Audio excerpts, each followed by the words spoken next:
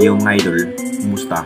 Mandrake Sports, sabi nga pala, ating pag-usapan, Barangay Nibra, Mikey Williams, pumirma ng bagong kontrata sa upunan ng Barangay Nibra at Stephen Holt, lilipat pa nga ba sa ibang kupunan? Pero bago nung nga yan, kung bago pa lang sa aking channel, huwag mong kalimutan mag-subscribe at i-click ang notification bell para like kang updated sa ating dito sa upload natin. So pagkamatahanda na nga rin ang kupunan ng ating Barangay Nibra matapos sa matinding laban ang kanilang nakakaharap na talunin ang upunan ng Inlex. Sapat pa nga ba para matalo nga ang upunan ng Inlex mga idol sa naging laban ngayong Philippine Cup?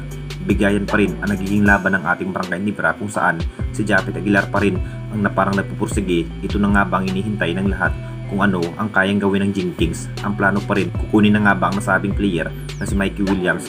Wala pa naman si Mikey Williams sa poder ng Barangay Nibra, pero pinagplano na rin kukunin ang nasabing player na si Mikey Williams sa upunan ng ating Gym Kings. Alam na natin lahat mga idol, may potensyal na nga rin sa outlet shooting ang nasabing player. Masasabing majajakpat pa rin ang upunan ng ating Barangay Nibra kapag pumunta ang nasabing player na si Mikey Williams. Mapapalakas na nga ba ang outlet shooting? Siguradong si Mikey Williams na nga rin ang magdadala sa opensiba kapag mapupunta ang nasabing player.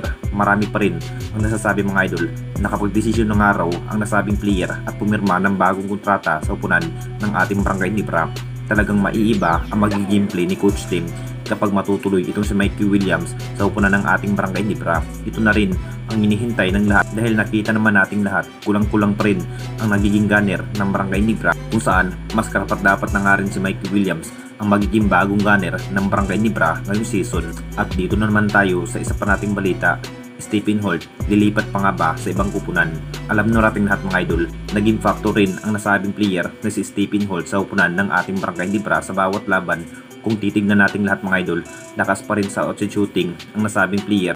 Kung bakit nabibigyan ng mahabang playing time ng Barangay Nibra, hindi pa rin nabigo sa pagkuha ng player kay Stephen Holt mga idol dahil lakas pa rin sa outlet shooting itong si Stephen Holt.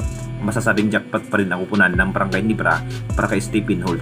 Pero sinabi pa rin ni Stephen Holt, posible lilipat na nga rin siya sa ibang kupunan kapag hindi maganda ang magiging susunod na plano ng ating Barangay Nibra at hindi pa rin makuha ang matagal ng hinahangad na makuha ang kampyonato sa mga nagdaang season mga idol.